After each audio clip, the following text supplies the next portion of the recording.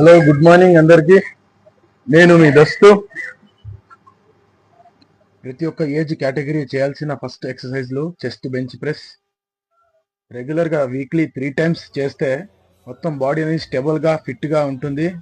Dead lift and squats. ఎందుకంటే ప్రతి ఒక్కరు ఈ ఎక్సర్సైజ్లు చేస్తే లోయర్ బాడీ అప్పర్ బాడీ కూడా ఫిట్గా ఉంటుంది. ఈరోజు నేను బాక్సింగ్ ప్రాక్టీస్ కూడా చేశాను.